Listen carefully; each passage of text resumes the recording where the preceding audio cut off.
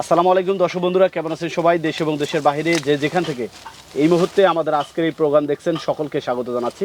দর্শক বন্ধুরা, আমরা সরাসরি মাঠে দাঁড়িয়ে কথা বলছি উদ্যোক্তা নুর আলম ভাইকে নিয়ে। এর আগেও আমরা তার সাথে কথা বলেছিলাম। তিনি অনেক প্রজাতির ঘাস চাষ করে, কিন্তু বাংলাদেশের যে আবহাওয়া বা মাটির যে অবস্থা, এই আবহাওয়া এবং মাটিতে কোন ঘাসগুলো সব থেকে বেশি ফলন দিয়ে থাকে সেই বিষয়ে আজকে কিছু গুরুত্বপূর্ণ তথ্য আপনাদের সামনে তুলে ধরবো। আমার সামনে সেই উদ্যোক্তা নুর আলম ভাইয়া রয়েছে।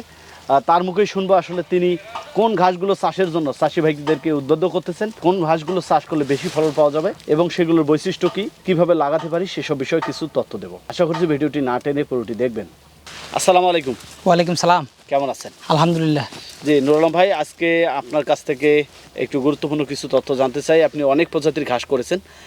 সমসাময়িক এই অবস্থায় বাংলাদেশের যারা চাষি ভাই রয়েছে, যা খামারি রয়েছে, তারা আসলে কোন ঘাসগুলো চাষে বেশি প্রাধান্য দেবে এবং কোন ঘাসগুলোর ফলন কেমন, এসব বিষয়ে একটু গুরুত্বপূর্ণ কিছু তথ্য দেবেন। প্রথমে হলো আমরা যে গাছটি দেখতেছি এটা হলো মূলত তাইওয়ান হাইব্রিড। এটা আমরা মূলত চাষ করতে পারি আর কি, ফলন সবচেয়ে বেশি হয় এই তাইওয়ান ঘাসেই। পরে আপনার আছে জারা ওয়ান, যেটা সব জায়গায় আছে বা সব খামারিদের কাছে আর কি কম বেশি আছে। সেই জারাটাও লাগাইতে পারে, জারাটাও ফলন ভালো হয়। তাইওয়ান জারা দুইটাই বাংলাদেশের আবহাওয়াতে ভালো হয়। এগুলোর ফলন কেমন, এদের বৈশিষ্ট্য কী? এটা তাইওয়ানটা মূলত যারা তাইওয়ান দেখতে একই রকম, অতটা বোঝা যায় না, কিন্তু আপনার এই তাইওয়ান গাছটায় পাতাটা দুই পাশ দিয়ে থাকে সারে, স্মার্টের মতো। এই আপনি এখানে দেখেন। আর জারাটা হলো চারো সাইড দিয়ে সারে। এই এছাড়া আর বোঝানোর কোনো সিস্টেম নাই, কিন্তু তাইওয়ানটা তাড়াতাড়ি হয়, সবচেয়ে কম সময় কাটা যায়, 30 দিনই কাইটে খাওয়ানো যায়। আর আপনার জারাটা 45 দিন, 50 দিন, 60 দিন এরকম লাগে। এখন মোটামুটি উচ্চ ফলনশীল কয়টি জাত রয়েছে আপনার কাছে? আমার কাছে 8 থেকে 10 জাত আছে ঘাস। দেশি কোন জাতগুলো চাষে প্রাধান্য দিচ্ছে, চাষিদেরকে উদ্বুদ্ধ করেন কোন জাত চাষে? সবচেয়ে বেশি আপনার তাইওয়ান এবং জারাই লাগাইলে ভালো হবে। তাছাড়া গুয়াতিমালা আছে, ওটা একটু সময় বেশি লাগে বলছি আমি। আচ্ছা, যেহেতু জারা এবং তাইওয়ানের কথা বলছেন, এগুলো লাগানোর সময় কখন, কিভাবে লাগাতে পারি, শতাংশে কেমন কাটিং লাগবে, একটু বিস্তারিত দর্শকদের জানাবেন। যারা তাইওয়ান স্মার্ট নেপিয়ার এগুলো সবই শতাংশে 200 পিস করে কাটিং লাগে। আর এগুলো উঁচু জমির ঘাস, জমি 3টা চাষ দিয়া তারপর লাগাইলে হবে। আর যদি সার থাকে, গোবর সার, জমি চাষ দেওয়ার আগে গোবর সার দিয়ে তারপর লাগাই দিলেই হয়ে যাবে না। শতাংশে 200 করে কাটিং, শতাংশে 200 পিস করে। সেক্ষেত্রে বিঘা প্রতি খরচ কেমন হয়? বিঘা প্রতি 6000 পিস কাটিং লাগে। দেখা যায় কাটিং অনেক 80 পয়সা বেছে, 60 পয়সা বেছে, যা যেই রেটে কিনে ওই হিসাবে 6000 পিসে যা আসে। এই আর জমি চাষ দেওয়ার তো আলাদা টাকা লাগবে, ওটা তো আছেই। পরে কি কোনো রোগ বা পোকার জন্য কোনো স্প্রে আছে, কিন্তু ওই পোকা এগুলো তো ধরে না। ঘাসের তেমন কোনো পোকা পোকা ধরে না, হয়তো স্মার্ট নেপিয়ারে মাঝে মাঝে পোকা ধরে, ওটা এসিমিক্স অ্যামকোজিম, এই দুইটা ওষুধ আছে, দিলেই চলে যায়। এই যে আমরা ঘাসটা লাগালাম, এটা কতদিন পরে খাওয়ার উপযোগী হবে এবং কেমন ফলন দেবে? তাইওয়ান আপনার 30 দিন পর 30 দিনে কাইটে খাওয়ানো যায়। আর বিঘা প্রতি 8, 9, 10 টন এরকম ফলন হয়। আর জারাতে আপনার 6 থেকে 7 টন ফলন হয়। ওটা 40 দিন, 45 দিন, 50 দিন বা 60 দিন এরকম সময় কাটা যায়। কতদিন পর্যন্ত এই ঘাসটা জমিতে রাখা যায়? একবার লাগাইলে আপনার 5 থেকে 6 বছর থাকে। 5 থেকে 6 বছর? জি জি। যারা নিচু জমিতে ঘাস চাষ করতে চায় তারা কি পদ্ধতি অবলম্বন করে? জি, সেটা আমাদের কাছে পানির ঘাস আছে 2টা, সেগুলো করবে। যে একটা হলো অজানা হাইব্রিড আর হলো জার্মান হাইব্রিড। এই যে দুইটি জাত সম্পর্কে বলছেন, এগুলো কি সারা বছরে করা যায়?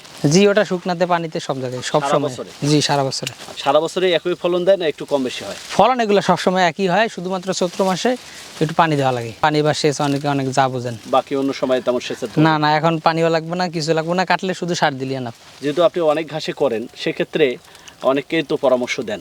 জি, আমাদের আজকের এই প্রোগ্রামের মাধ্যমে যারা চাষি ভাই রয়েছে, খামারি রয়েছে, তাদেরকে কি পরামর্শ দিবেন? আসলে ঘাস চাষের গুরুত্ব কি, আমরা কোন ঘাসগুলোতে বেশি প্রাধান্য দিতে পারি? আমি প্রথমে বলবো, যারা খামার করবেন বা এই সেক্টরে আসবেন, তারা ঘাস লাগাইতে হবে প্রথমে। তাহলে তাইওয়ান লাগান বা জারা লাগান বা গুয়াতিমালা বা স্মার্ট, যেই জাতি লাগান প্রথমে আগে লাগাইতে হবে। আর দেখা যায় আপনার ঘাসটা ছাড়া খামারে আসলে এখন তো জানেন যে খামারে অত বেশি গরু পালন করে লাভ হয় না। দানাদার বা খেয়ার ওইসব দিয়ে খামার করলে দেখা যায় অনেক লস। আর ঘাস দিয়ে করলে মোটামুটি হয়তো কিছুটা লাভ হয়। সেক্ষেত্রে যদি প্রথমে ঘাস লাগানো হয় আর ঘাস দিয়ে খামার করলে আপনার খামারে লাভবান হওয়া যাবে প্রথমে। আপনার পরিকল্পনা কি, আসলে এই ঘাস চাষ নিয়ে কী করতে চান? জি, আমার পরিকল্পনা, আমি বলে খামারটা বাড়াতে চাই আর কি।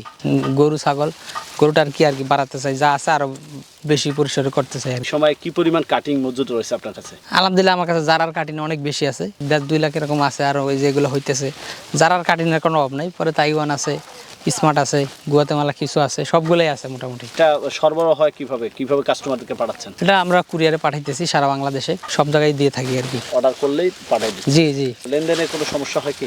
জি, সমস্যা না, আমরা কুরিয়ার বিল দিয়ে কনফার্ম করলে আমরা মাল পাঠিয়ে দিই। প্রোডাক্ট হাতে পাওয়ার পরে কাস্টমার টাকা দিয়ে নিয়ে যায়। আচ্ছা, ভবিষ্যতে আর কি পরিকল্পনা আছে? ভবিষ্যৎ পরিকল্পনা দেখা যেহেতু যদি গরু বাড়াই তাহলে ঘাস আরো বাড়াইতে হবে আর কি, এই ঘাস আরো বাড়াবো আর কি। তরুণ যুবক যারা এই সেক্টরে কর্মসংস্থান তৈরি করতে চায় তাদের উদ্দেশ্যে কি পরামর্শ থাকবে? জি আমি বলবো যদি যারা খামার করতে চায় এই সেক্টরে যারা আসতে চায় তারা অবশ্যই যদি প্রথমে ঘাস লাগায় বা একটা গরু কিনে দুইটা গরু কিনে আস্তে আস্তে বাড়াইতে পারে। কারণ আমরা যখন আসছি তখন আসলে টাকা নিয়ে আসিনি, আমরা খালি হাতে আসছি, পরে আস্তে আস্তে আমরা এই পর্যায়ে আসছি। কর্ম করে এখানে জায়গাটা তৈরি করছে। জি জি আমরা একবার শূন্য হাতে আসছি একবারে।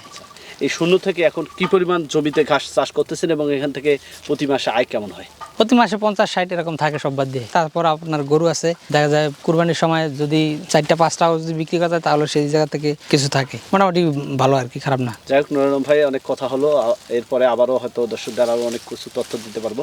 আপনি ভালো থাকবেন, সুস্থ থাকবেন, এই আশাবাদ ব্যক্ত রেখে বিদায় নিচ্ছি। আসসালামু আলাইকুম। ওয়ালাইকুম আসসালাম।